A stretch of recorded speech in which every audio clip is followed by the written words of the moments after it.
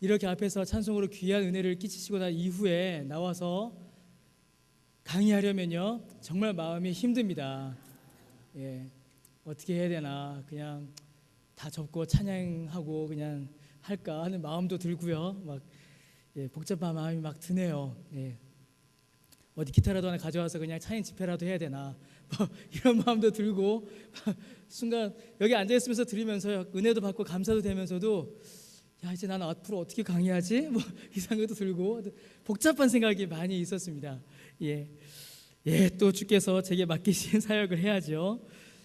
우리 은혜로, 찬양은 은혜로 받으시고요. 또 이제 딱딱하지만 우리에게 유익이 되는 교리문답을 우리가 또 함께 보도록 하겠습니다. 오늘은 이제 주보에는 6문답이 있는데요. 이제 시간을 봐서 가능하면 7문답까지도 이제 함께 보려고 합니다. 우리 인생의 궁극적인 목적과 가치가 무엇이냐, 이미 찬양에서 가사에서 다 답이 나왔는데요. 우리 그 내용들 하나씩 살펴보겠습니다. 제가 먼저 읽겠습니다. 우리는 어떻게 하나님을 영화롭게 할 수 있습니까? 자, 답을 읽읍시다. 자, 시작.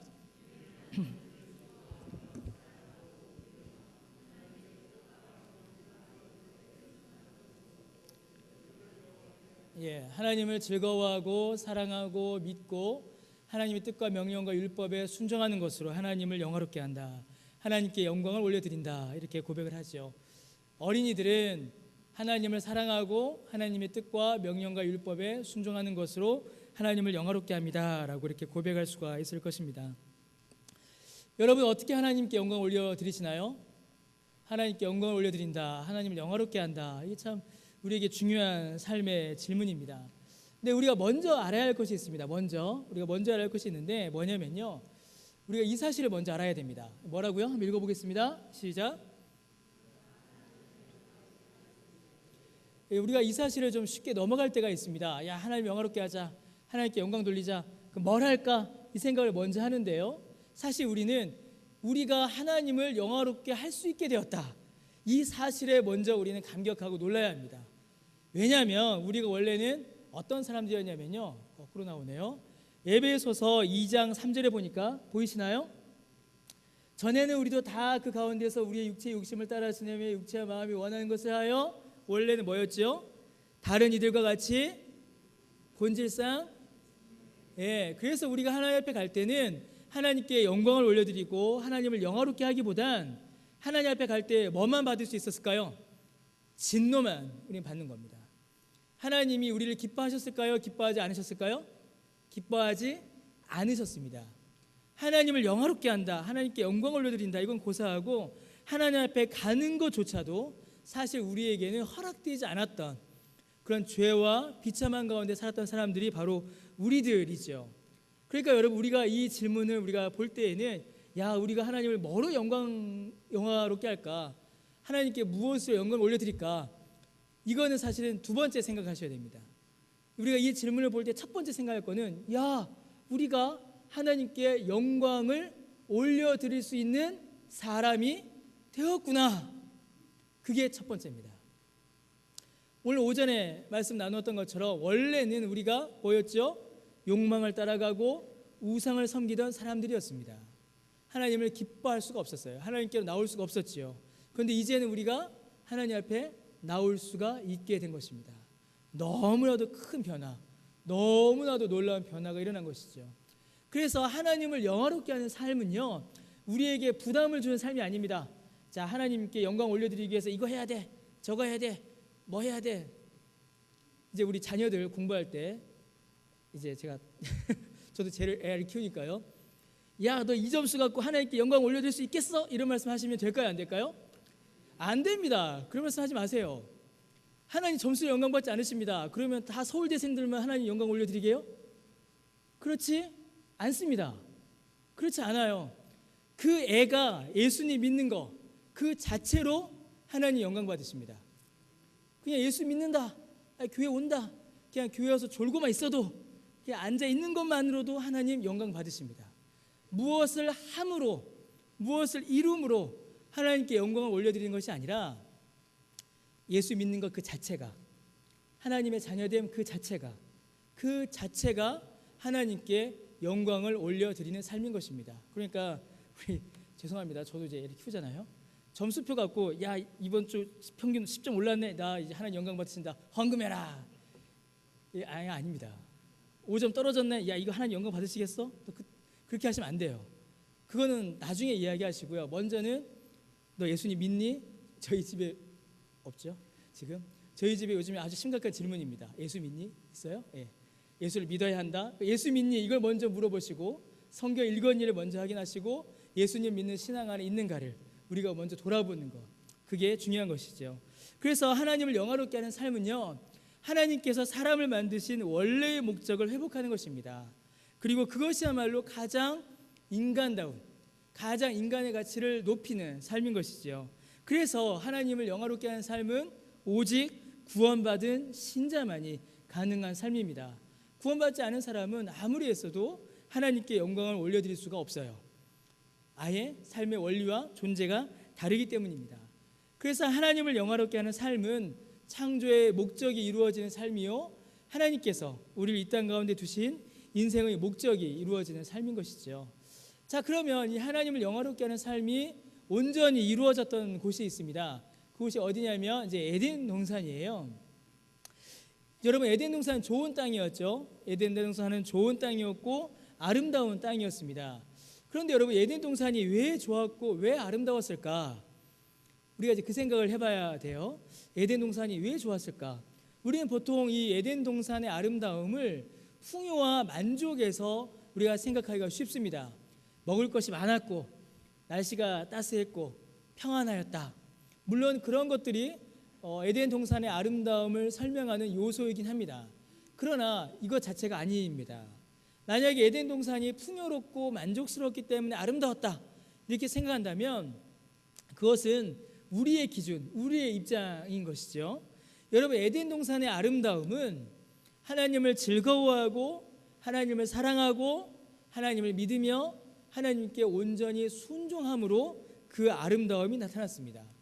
하나님께서 그곳에 계셨고요, 하나님의 뜻이 이루어졌으며 하나님을 영화롭게 하는 일들, 하나님 즐거워하고 하나님 사랑하고 하나님 믿고 순종하는 일들이 그곳에 충만했기 때문에 에덴 동산이 비로소 정말로 아름다운 곳이 된 것이죠. 그래서 여러분, 우리가 이 땅 가운데서 에덴 동산의 만족, 에덴 동산의 아름다움을 경험할 수 있을까요? 없을까요? 경험할 수 있습니다. 여러분, 왜 에덴 동산을 경험을 못하겠습니까? 우리가 이곳에서 천국도 경험하는데요. 우리가 이 땅에서 천국도 경험하는데 에덴 동산도 경험할 수 있습니다. 단순히 풍요와 만족으로 에덴 동산을 경험한다라고 한다면 우리는 이 땅 위에서 결코 에덴 동산을 경험할 수가 없어요. 하나님 나라도 경험할 수가 없습니다. 그러나 하나님을 영화롭게 하는 삶, 하나님 즐거워하고 사랑하고 믿고 순종하는 것이 하나님 나라의 에덴 동산의 기쁨이라면 우리도 얼마든지 이 땅 가운데서 하나님 나라와 에덴 동산을 경험할 수가 있는 것이죠. 여러분, 어떻게 하나님 나라 경험하고 계십니까? 어떠세요? 하나님 나라 경험하고 계십니까? 우리 주기도문 할 때 말씀드렸지만 하나님 나라는 우리가 갈 나라이지만 동시에 이 땅에 임한 나라입니다. 어떻게 경험하고 계세요? 하나님 나라 임하심을? 어떠십니까? 예. 권사님만 아멘 하셨습니다. 지금 제가 다 기억하고 있을 겁니다. 예. 자, 그러면 이제 구체적으로 이게 뭔가 하나씩 한번 보죠. 하나님을 즐거워한다라는 것이 뭔가 우리가 한번 밑에 한번 읽어보겠습니다. 글을요. 자, 시작. 나의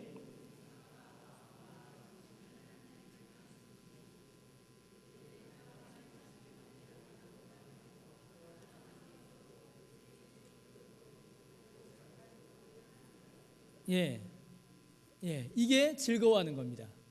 이게 말이 어렵죠. 즐거워함, 이게 즐거워하는 겁니다. 저는요 이제 강변교회에 와서 아주 큰 즐거움과 기쁨이 몇 가지가 많이 있습니다. 강변교회 온 게 얼마나 감사하고 기쁜지 몰라요. 그런데 제가 강변교회에 와서 또 하나 좀 이렇게 감사하는 게 하나 있습니다. 뭘까요? 제가 감사하는 게 우리 황규민 장로님은 아마 아실 겁니다. 제가 강변교회 와서 소소하게 아주 감사함인 게 뭐냐면 근처에 평양냉면집이 있다라는 게 저는 감사합니다. 저는 평양냉면 아주 좋아하거든요. 여러분, 좋아하는 음식이 있으면 어떻게 합니까? 평양냉면과 함흥냉면이 있으면 생각과 마음과 정신을 어디에 집중시키죠? 그래서 저는 신촌선을 다 안 갑니다. 저는 평양냉면 먹으러 갑니다. 마음과 생각과 정신을 함흥냉면이 아닌 평양냉면으로 집중시키죠. 그리고 뜻과 행하심을 기대하고 원해요. 오늘은 메밀면이 얼마나 잘 나왔을까? 오늘 육수가 얼마나 잘 나왔을까? 그것을 기대합니다. 그리고 어떠한 상황에서도 그 누가 저한테 함흥냉면 먹으러 가자고 하여도 저는 적극적으로 그리고 자발적으로 평양냉면을 따라갑니다. 이게 즐거워하는 거예요. 어려운 게 아닙니다. 그래서 즐거워한다, 하나님을 즐거워, 이렇게 말해놓고 되게 부끄럽네요. 지금 집사님 너무 크게 웃으시니까 제가 부끄럽잖아요. 애가 그 정도밖에 안 나와서 그렇습니다. 우리가 즐거워한다, 기뻐한다를 설명할 때는요, 선호한다라는 표현으로 우리가 바꿀 수 있어요. 선호한다. 이것보다는 이것을 더 좋아한다. 이것과 둘 중에 이것을 더 선택한다. 여기에 내 우선순위를 둔다. 다른 것은 제끼고 다른 것은 나중에 두고 이것을 먼저 택하는 것, 이것이야말로 즐거워하는 것입니다. 그러면 여러분, 하나님을 즐거워함의 절정이 뭘까요? 하나님의 즐거워함의 절정. 하나님을 즐거워함의 절정 뭘까요, 여러분? 하나님의 즐거움의 절정은 예배입니다. 예배. 그렇죠. 모든 것을 다 버리고 다 포기하고 이 세상의 모든 즐거움을 다 양보하고 하나님께 나오기 때문이죠. 그럼 여러분, 그 예배의 절정은 뭘까요? 그 예배 가운데 하나님을 기뻐함의 절정이 뭘까요? 뭐라고 생각하십니까? 하나님의 기뻐함의 절정, 예배고, 그 예배 가운데 하나님을 기뻐함의 절정, 찬송입니다. 찬송. 찬양이 하나님을 기뻐함에 하나님을 즐거워함의 절정이에요. 우리의 모든 감정과 감성이 찬송을 통하여서 드러나기 때문입니다. 여러분, 우리의 감정은 다양해요. 어떤 감정은 즐겁고 어떤 감정은 기쁘고 어떤 감정은 괴롭고 어떤 감정은 슬프고 막 그렇습니다. 그런데 기쁘고 즐거운 감정도 다양해요. 그렇죠, 여러분? 기쁘고 즐거운 감정도 다양합니다. 고상한 기쁨과 즐거움이 있고요, 저급한 즐거움이 있어요. 안 좋은 것, 더러운 것, 죄악에 물들어 있는 것, 사람을 해하는 것으로 즐거워한다면 그 즐거움의 감정, 그 기쁨의 감정은 저급한 감정이고 아름답지 않은 감정입니다. 그런데 고상한 것, 아름다운 것, 귀한 것, 소중한 것으로 인하여서 즐거워한다면 그 기쁨은 가장 아름답고 귀한 감정이 되겠죠. 그 감정의 폭발이 뭐겠습니까? 바로 찬송인 것입니다. 내 감정을 표현하는 것으로 가장 아름답고 가장 귀한 그 하나님을 높여드리는 찬송이야말로 하나님을 즐거워함의 절정입니다. 그래서 오늘 그 절정을 보셨잖아요. 들으셨잖아요. 얼마나 감사한지 모릅니다. 제가 뒤에 성가대에 이렇게 앉아서 성가대 찬송 듣잖아요. 그러면 어떨 때는 막 뛰쳐나가고 싶습니다. 막 같이 옆에 서서 부르고 싶고 막 참고 있습니다. 그런 찬송, 찬양의 기쁨과 감정이 우리 안에서 더욱더 풍성할 때 하나님을 즐거워함이 우리 안에 더욱더 실제로 나타나게 됩니다. 자, 그러면 하나님을 즐거워합니다. 하나님을 즐거워하게 되면 어떤 일이 벌어질까요? 하나님을 사랑하게 됩니다. 즐거워하고 좋아하고 선호하면 그것을 사랑하게 돼요. 하나님을 사랑함은 뭘까요? 하나님을 사랑한다라는 것은 하나님께서 나를 아시고 내가 하나님을 알며 하나님과 교제 나누고 하나님과 함께하는 것입니다. 늘 하나님과 함께하려고 하고 하나님과 가까이 하려 하고 하나님이 내게 없으시면 아쉽고 하나님과 함께하지 않는 시간이 슬프고 그러한 감정의 나눔이 바로 하나님을 사랑하는 거겠죠. 그래서 사랑함으로 말미암아 더 하나님을 알아가는 겁니다. 그래서 여러분, 사랑은 반드시 지식을 바탕으로 합니다.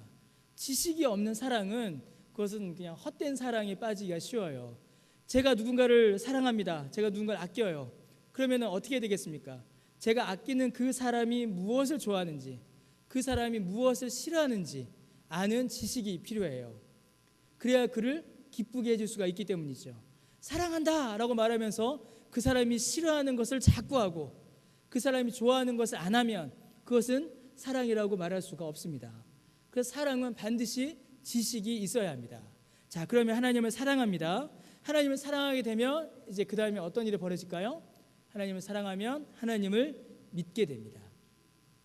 하나님을 신뢰하게 돼요. 하나님을 믿고 하나님을 신뢰하고 그분에게 내 삶을 맡겨드리는 그리고 그분의 인도하심을 기대하는 하나님을 믿는 믿음이 그 안에 생겨나게 됩니다. 하나님을 사랑하고 하나님을 믿습니다. 자, 그러면 그 다음에 어떤 일이 벌어지게 될까요? 하나님께 순종하게 됩니다. 그래서 순종은 여러분 강요하는 복종과 다릅니다. 순종은 하나님을 사랑하는 사랑의 열매요, 사랑의 결과가 순종입니다. 그래서 순종은, 복종은 어떻게 합니까? 복종은 그 말에 따르지 않으면 매를 두려워하죠. 매를 두려워하는 것이 순종입니다. 복종입니다. 근데 순종은 어떻게 할까요? 자발적으로 이루어지는 것이에요. 기쁨으로, 사랑함으로, 즐거움으로, 신뢰함으로 그 말씀을 내 스스로 자원하여 순종하는 것, 이것이 바로 하나님을 기뻐하는 것이요, 하나님을 즐거워하는 것이요, 하나님께 영광을 올려드리는 것입니다. 하나님께 순종함은 그래서 하나님의 뜻과 명령과 율법에 내 뜻과 내 주장과 내 원리가 아닌 하나님의 뜻에 전적으로 순종하여 하나님의 뜻이 이루어지고 하나님의 나라가 임하는 삶, 그것이 바로 하나님께 순종하는 삶이요, 이 모든 삶의 과정 전체가 하나님께 영광을 올려드리는 삶인 것입니다. 그러니까 하나님께 영광을 올려드리는 삶은 여러분 우리 삶의 어떤 한 사건, 어떤 한 순간만으로 이루어지지 않습니다. 물론 어떠한 사건으로, 어떠한 순간으로 하나님께서 영광 받으신 일이 분명히 일어납니다.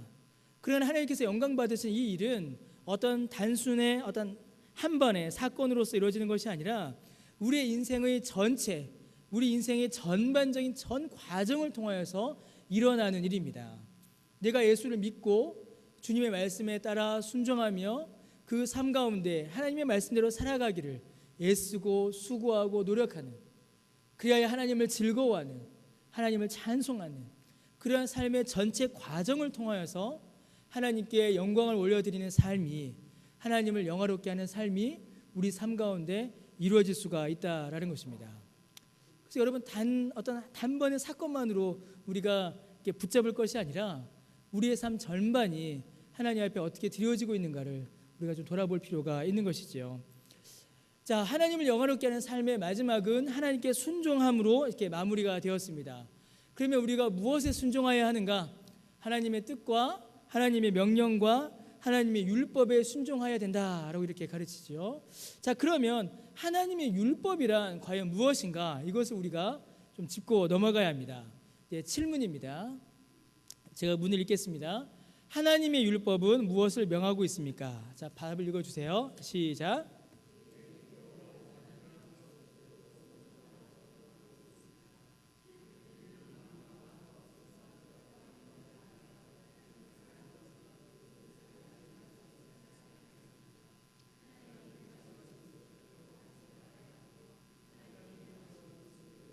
예, 이게 율법이 우리에게 요구하는 것입니다.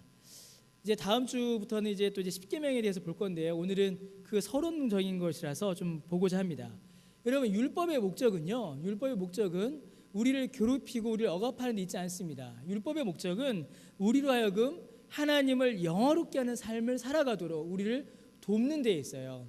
그래서 율법을 통하여서 우리는 하나님께 영광을 올려드리고 하나님을 영화롭게 하는 삶을 살아갈 수 있게 되는 것입니다. 먼저는 이제 순종을 우리에게 요구하죠. 순종은 개인적으로 완전히 지속적으로 해야 된다라고 요리문답이 우리에게 가르쳐주고 있습니다. 먼저 우리는 개인적으로 순종해야 됩니다. 인격적으로 순종해야 된다는 것이죠. 내 지성과 정서와 의지가 하나님 앞에 순종해야 되고 직접적으로 순종해야 합니다. 그러니까 다른 사람을 통해서 한다거나 다른 사람을 시켜서 하는 것이 아니라 내 인격이 하나님의 말씀에 순종하는 일이 있어야 돼요. 그리고 완전히 순종해야 됩니다. 모자람 없이 순종해야 되고 지속적으로 순종해야 됩니다. 끊임없이 순종해야 되죠. 내가 모자람 없이 계속 끊임없이 하는 순종, 이것이 바로 율법을 지키는 겁니다. 자, 이제 마음이 어떠신가요? 이제 여기서부터 이제 무거워지기 시작하셔야 됩니다. 왜냐하면 내가 모자람 없이 끊임없이 율법을 지킨 적이 별로 이게 좀 나타나기 시작하거든요. 자, 그러면 사랑해야 됩니다. 사랑, 이제는 순종하고 사랑하는 거죠. 어떻게 사랑합니까? 하나님을 사랑하는데 어떻게 하나님을 사랑해야 돼요? 마음과 목숨과 뜻과 힘을 다하여 하나님을 사랑해야 됩니다. 그러니까 이웃은 어떻게 사랑해야 될까요? 나 자신같이 사랑해야 돼요. 이제 더 큰일이 난 거죠. 하나님을 마음과 목숨과 뜻과 힘을 다하여 사랑해야 되는데 어찌하여 내 마음은 이렇게 나누어지고 내 삶의 목적은 다른 곳을 향하며 내 뜻은 하나님의 뜻이 아닐 때가 굉장히 많이 일어나는 겁니다. 이웃을 내 자신같이 사랑해야 되는데 여러분, 나에게는 가장 가까운 이웃이 누군가요? 가장 가까운 이웃, 가족이죠. 내 가장 가까운 이웃은 가족입니다. 그럼 여러분의 아내를, 여러분의 남편을, 여러분의 자녀를 내 몸처럼 사랑하십니까? 우리 루디아 중창단 여러분 어떠세요? 왜 다 제 눈을 피하세요? 네. 어떠십니까 여러분? 네. 저는 잘 못하는 것 같습니다. 솔직히 말씀드리면 제 자식인데도, 제가 정말 사랑하는데도 정말 나를 사랑하는 것과 사랑하나 어떤 그런 의심이 들 때가 있어요. 하나님을, 이웃을 이렇게 사랑해야 되는데 우리가 이렇게 사랑하지 못하고 있습니다. 하나님의 율법은 금지 명령이 있어요. 금지하시는 것은 결코 하지 말아야 합니다. 행해라 라고 하신 것은 늘 행해야 돼요. 그래서 위반, 하나님께서 하지 말아야 한 것을 한 것만이 죄가 아니라 하나님이 하라고 하신 것을 온전히 못한 것도 죄가 됩니다. 이제 큰일 났습니다. 마음과 목숨과 뜻과 힘을 다해 하나님을 사랑하라고 했는데 내 마음과 목숨과 뜻과 힘이 모자랐습니다. 그거는 죄를 지은 거예요. 하나님 앞에 위반만이 아니라 모자람도 결핍도 죄가 된다라는 거, 이거 우리가 잘 생각해야 됩니다. 여러분, 율법을 통하여서 하나님을 영화롭게 하는 삶, 이 삶은 그래서 죄인은 불가능합니다. 죄인은 이 일을 할 수가 없어요. 율법은 오히려 우리에게 죄를 알려주고 우리가 죄인임을 알려줍니다. 그래서 우리가 저지른 죄가 무엇인지를 우리가 알게 되죠. 그러나 여러분, 구원받은 사람에게 있어서 율법은 좀 더 다른 기능을 하게 됩니다. 우리에게 있어서 율법은 그 성격이 좀 다르다라는 것이에요. 여러분, 우리는 여전히 육체 가운데 있습니다. 그래서 율법을 볼 때마다 우리가 죄인이라는 사실을 깨닫게 돼요. 그런데 죄인이라는 사실을 깨닫는 데에서 그치지 않고 우리로 하여금 뭘 하게 할까요? 회개하게 합니다. 이게 신자가 누리는 율법의 유익이에요. 그저 율법을 보고 내 죄 지었네, 내가 못했네, 내가 부족하네, 여기서 그치지 않고 그 말씀이 요구하시는 삶으로 우리를 변화시킵니다. 첫 번째로 회개를 우리 가운데 일으키는 거예요. 그리고 거기서만 그치지 않습니다. 어떤 일이 벌어질까요? 성령께서 우리를 도우심으로 죄를 이기게 합니다. 그래서 이전에는 율법을 보며 내가 죄인임을 깨달아 알았는데 이제는 율법을 보며 어떤 일이 벌어지게 될까요? 내가 하나님을 영화롭게 하려면, 내가 하나님께 영광을 올려드리려면 이 율법을 지켜야 하는구나. 그런데 내 힘으로 지키지 못하는 이 율법을 성령께서 지키는 힘을 주시는구나. 그래서 성도의 삶의 규범이 되는 것입니다. 그러므로 구원받은 신자만이 비로소 율법의 의미를 바르게 깨달아 알 수 있습니다. 그래서 어떤 일이 벌어질까요? 죄를 깨달아 회개하게 되고 하나님께서 원하시는 바를 깨달아 거룩한 삶으로 그 삶이 나아가게 되는 것입니다. 그래서 율법은 악한 것이 아니에요. 율법이 악한 것이 아닙니다. 우리 주님께서 내가 율법을 폐하러 온 것이 아니라 율법을 완성하러 오셨다라고 말씀하신 것이 바로 이것을 놓고서 말씀하시는 겁니다. 죄인들은 율법을 지키지 못합니다. 율법 앞에 나오지도 못해요. 그러나 구원받은 우리는 율법을 범으로 내가 죄인이라는 사실을 깨달아 알게 되고 그 죄를 깨달아 알아 회개하게 되며 성령의 능력을 힘입어 그 죄를 이기는 거룩한 삶이 우리 안에서 이루어지게 되는 겁니다. 그러면 어떤 일이 벌어질까요? 이 거룩한 삶을 통하여서 하나님께서 영광 받으십니다. 하나님이 영화롭게 되시는 겁니다. 자, 정리하면 어떻게 되겠습니까? 하나님을 영화롭게 하는 삶, 하나님께 영광을 올려드리는 삶은 그러므로 우리가 하나님이 기뻐하시는 삶을 살아가는 것이며 예수 믿고 구원받는 것이며 죄를 이기는 것입니다. 거룩한 삶을 살아가는 것이죠. 예수님을 닮아가는 것이고 우리 안에서 하나님의 형상을 이루어 가는 것입니다. 그런 은혜가 또 그런 은혜의 경험들이 충만하셔서 하나님께 영광 올려드리는 삶을 사시는 저 여러분 우리 모두 되시기를 주의 이름으로 축원합니다. 예, 여기까지 보도록 하겠습니다. 혹시 질문 있으신가요? 질문 있으시거나 예, 권사님.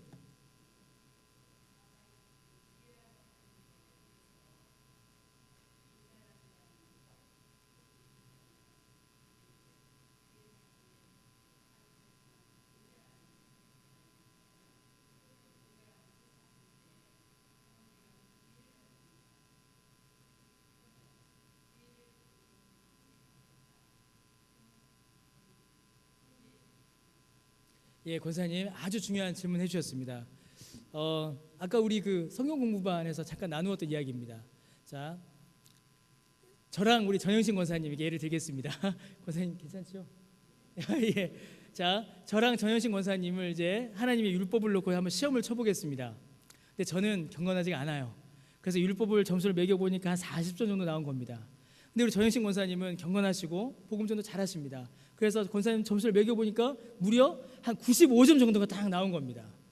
자, 권사님도 5점이 모자라시고 저는 몇 점이 모자랐죠? 60점이 모자랐습니다. 그래서 하나님 보시기에는 둘 다 어떤 존재일까요? 모자란 존재입니다. 그리고 둘 다 죄인입니다. 그래서 우리 권사님 말씀하신 그대로 우리의 부족함, 의의 부족함이죠. 의의 부족함을 가지고는 하나님 앞에 나아갈 수 없습니다. 그것은 지옥이에요. 영원한 심판입니다. 자, 그런데 우리가 부족한 이 의의 부족함을 해결하는 일이 생겼어요. 자, 우리 중에서는 그 누구도 하나님의 말씀을 율법을 100% 완벽하게 지켜서 의의를 100% 채우는 사람은 없습니다. 그런데 인류 가운데 딱 한 존재가 하나님의 율법을 100% 지켜서 율법의 시험에 100점을 맞아서 의의를 완벽하게 이뤘어요. 그게 누굴까요? 예수님이십니다. 예수님은 그 일을 완벽하게 이루셨어요. 자, 우리가 예수님을 믿는다라는 것이 무엇을 의미하냐면요, 우리가 예수님을 믿는다라는 것은 우리와 예수님이 연합한다라는 것을 의미해요. 그래서 예수님께서 뭐라고 말씀하시냐면 내가 너희 안에 너희가 내 안에 있다라고 말씀하세요. 그래서 하나님께서 우리를 보실 때 어떻게 보시냐면 인간 이수환이 하나님 앞에 섭니다. 그럼 인간 이수환이 하나님 앞에 설 때에 율법으로 저를 체크하시겠죠. 40점 너 지옥 끝. 이게 원래 제 모습이에요. 제가 그대로 가면 그렇게 됩니다. 그런데 제가 예수님을 믿어요. 제가 예수님을 믿습니다. 제가 예수님을 믿는 순간 저는 예수님 안에 있어요. 하나님께서 저를 보실 때 어떻게 보시냐면 인간 이수환을 그대로 보지 않으시고 예수님 안에 있는 인간 이수환을 보세요. 그래서 저는 다 채우지 못했습니다. 무려 60점이나 모자라요. 그러나 예수님이 100%를 다 채우셨어요. 하나님이 보실 때에 예수님 안에 있는 저를 보시니까 저는 못 채웠어도 다 채운 걸로 봐주십니다. 이게 바로 칭의예요.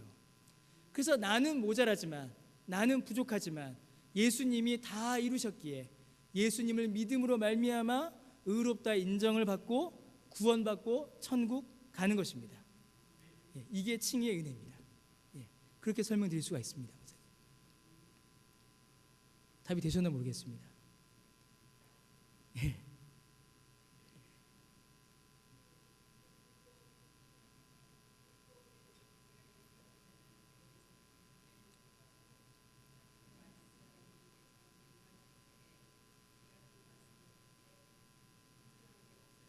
예, 맞습니다. 예, 예, 예, 예, 예, 맞습니다. 예, 예, 맞습니다. 예, 예, 예, 맞습니다. 예, 그것으로 인해서 우리의 구원은 취소되지 않습니다. 일단 그거는 이제 전제로 됐고요. 지금 그러한 자각은 성령께서 우리 안에 주시는 거룩의 요구다라고 이렇게 설명합니다. 거룩함의 요구. 우리가 참으로 예수를 믿는다, 우리가 예수님을 바르게 믿고 우리 안에 말씀이 임했다라는 가장 분명한 증거가 두 가지로 나타나는데, 첫 번째가 죄의 자각이고 두 번째가 회개입니다. 권사님 말씀하신 방금 그런 자각이 만약에 없다면 그것은 우리가 아직 하나님의 말씀을 바르게 깨닫지 못한 것입니다. 우리의 육체의 연약함으로 인해서 하나님의 말씀을 볼 때에 우리의 연약함을 보게 돼요. 그러나 우리가 그것으로 인하여서 낙심하고 쓰러질 것이 아니라 우리를 도우사 거룩한 하나님의 형상을 이루어 가시는 성령의 도우심을 우리가 더욱더 간구해야 합니다. 낙심과 절망의 거리가 아니라 하나님의 도우심을 간구해야 하는 기도의 제목이다라는 것이죠. 그래서 여러분, 우리가 언제 가장 거룩해질 수 있을까요? 우리가 언제 가장 경건할 수 있을까요? 여러분, 참 안타깝지만 죽을 때라고 합니다. 죽을 때라고 합니다. 왜 그럴까요? 죽으면 더 이상 죄를 짓지 않기 때문이죠. 그게 우리가 가진 연약함입니다. 그 연약함 안에서 주의 은혜를 의지함으로 살아가는 게 우리의 또 믿음의 삶이지요. 예. 혹시 또 다른 질문 있으십니까? 없으신가요? 예. 예. 없으시죠? 예. 그러면 우리 함께 찬송가 313장 우리 함께 찬송하고 주님 가르쳐